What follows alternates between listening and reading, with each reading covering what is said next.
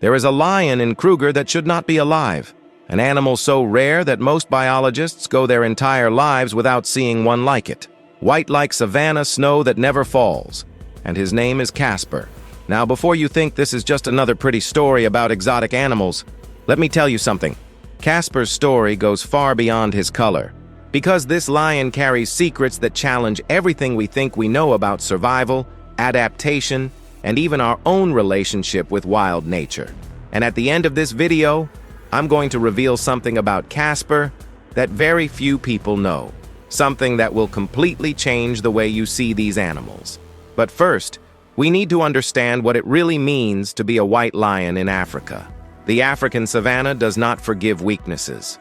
It is a place where every advantage counts, where camouflage can mean the difference between eating or starving, between surviving or being eliminated before even completing the first year of life. And Casper was born with the most obvious disadvantage possible. He shines under the African sun like a beacon in the darkness. White lions are not albinos, as many people think. They carry a recessive genetic mutation called leucism, which drastically reduces coat pigmentation but keeps their eyes a normal shade, usually blue-gray or gold. For a white lion to be born, both parents must carry this rare gene. The chances? Microscopic. We're talking about something as rare as finding a diamond in the middle of the desert. And here's the problem. In nature, being different is often a death sentence. Imagine you are a white lion cub trying to hide in the golden savanna grass. While your normal-coated brethren practically disappear into the landscape, you stand out like a white flag shouting, "I'm here," to every predator nearby. Hyenas, leopards, even other male lions that invade the pride's territory can spot you from miles away. But Casper survived, and that, in itself, is already extraordinary. The first reports about Casper in Kruger began circulating among guides and researchers a few years ago. No one expected him to reach adulthood. White lions born in private reserves are usually protected, kept in controlled areas, almost like living museum pieces. But Casper was born wild in the heart of one of South Africa's most competitive national parks, where the law of nature makes no concessions. His first photos went around the world. Tourists who were lucky enough to spot the white lion went home with stories that seemed straight out of ancient legends. And in fact, white lions have always been part of the mythology of African peoples, especially among the Songa and Shangaan, who consider them sacred, messengers of the gods, creatures that bring balance to the natural world. But Casper's reality is much more raw than any legend. To hunt, a lion depends on stealthy approach. They are not sprinters like cheetahs. Their strategy is to get as close to their prey as possible without being detected, and then burst into a short, deadly sprint. When you are white in the savanna, this strategy is compromised. Zebras, wildebeests, impalas, everyone can see you coming. So how the hell did Casper manage to not just survive, but thrive? The answer lies in something that science has only recently begun to better understand: extreme behavioral adaptation. Casper had to become the best night hunter in his pack. While most lions hunt at dawn and dusk, when the light is soft and prey is active, Casper has developed an almost exclusive preference for deep night hunting. Under the light of the moon and stars, its white fur stops being a glaring disadvantage and transforms into something almost spectral, blending in with the pale shadows and reflected light. Guides who accompanied him report something fascinating. Casper seems to be aware of his own vulnerability. It avoids open terrain during the day, preferring to move through areas with denser vegetation, something unusual for adult lions who normally prefer open space where they can spot threats from a distance. But there's more, and here comes something that will surprise you. Casper doesn't hunt alone often. He has integrated deeply into his pride, becoming more dependent on cooperation than lions of normal coloring. During daytime hunts, he often stays in the rearguard positions, allowing lionesses and other males to do the work of approaching, and then enters in the final moment of the kill, when his color no longer matters. This requires something rare in the animal kingdom: humility. Male lions are usually dominant, territorial, proud in the most literal sense of the word. But Casper had to learn to work with the pack in a way that few males do. He had to earn his place not through brute force or visual intimidation, but through tactical intelligence and genuine cooperation. And that brings us to a bigger question. What does Casper's existence teach us about evolution and survival? For decades, biologists assumed that white lions were an evolutionary anomaly doomed to natural extinction. The logic was simple. No camouflage, no food. No food, no reproduction. No reproduction. End of the lineage. But Casper is proving that nature is much more complex than our linear theories suggest. The truth is that adaptation is not just about physical characteristics. Behavior can compensate for anatomical disadvantages. Intelligence can overcome structural limitations. And social cooperation can be more powerful than any individual advantage. Casper is living proof of this. Now let me pause here because I need to ask you something. If you're enjoying this story, if this type of content about wildlife, conservation, and real nature stories really interests you, it shows that you support it. Leave your like on this video and subscribe to the channel. Because making content like this, researching these stories, having access to experts and places like Kruger, all of this requires time, dedication, and resources. And your support, even if it's just a click, makes all the difference. It's what allows us to continue bringing extraordinary stories like Casper's to you. So go there, like and subscribe.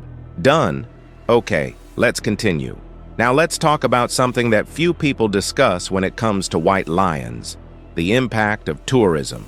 Casper became a celebrity. Guides in Kruger know that spotting the white lion is the equivalent of winning the tourist lottery. A single Casper sighting can make a guide's reputation for months. Tourists pay absurd amounts for safaris with the remote hope of seeing it for a few seconds. And here, a complicated ethical dilemma arises. On the one hand, interest in Casper brings attention to conservation. People who never cared about lions suddenly want to know more, want to protect it, want to make sure it survives. The fascination with the rare has always been a powerful driver for conservation. Charismatic species, as we call them, are anchors to protect entire ecosystems. On the other hand, there is the risk of harassment. When dozens of vehicles are chasing a single animal, the stress can be immense. Lions need to rest during the day, conserve energy for hunting. If Casper is constantly disturbed by cars full of tourists eager for photos, this directly affects his ability to survive. Kruger authorities try to balance this with strict regulations on minimum distance and observation time. But in practice, enforcing these rules in a park the size of Kruger is almost impossible.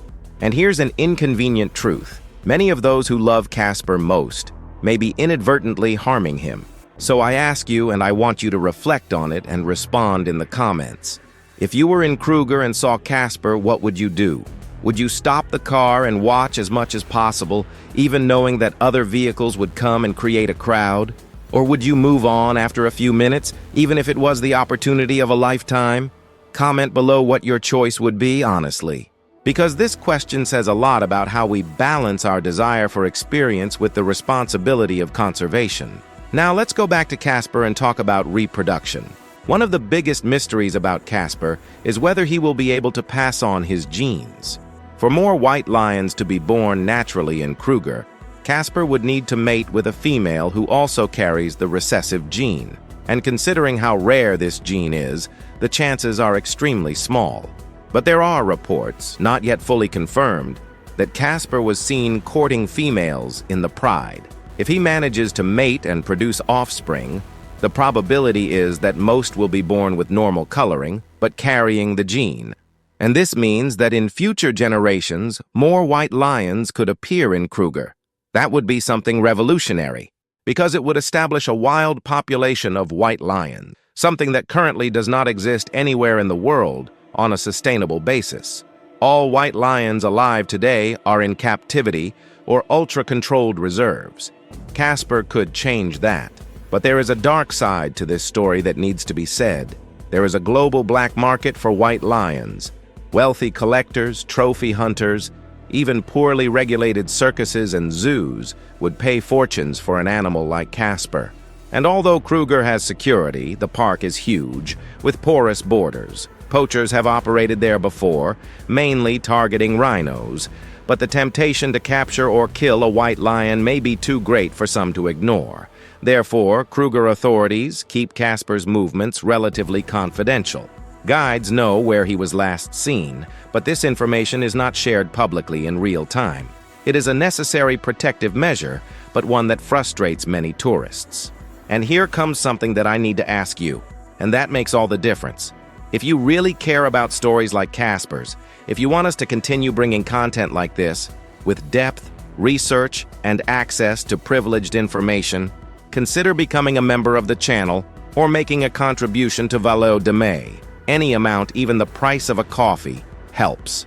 Because this type of work requires not only time, but real investment. Getting in touch with researchers, accessing exclusive materials, even traveling and documenting these stories in person, all of this costs money.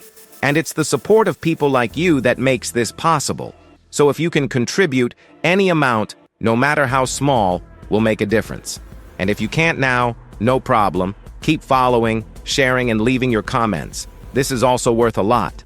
Now comes the part I promised at the beginning, the revelation about Casper that few people know about. In conversations with researchers who track the lion population in Kruger, I discovered something extraordinary about how Casper is perceived by other lions.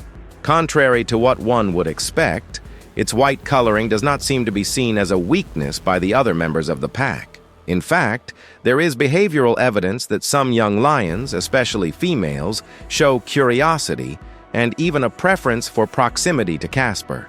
This completely challenges our assumptions. We always assumed that marked physical differences would lead to social rejection in groups of animals. But what the researchers observed is that Casper's social integration is so strong, his position in the pack so well established through cooperative behavior, that color has become irrelevant to internal social dynamics.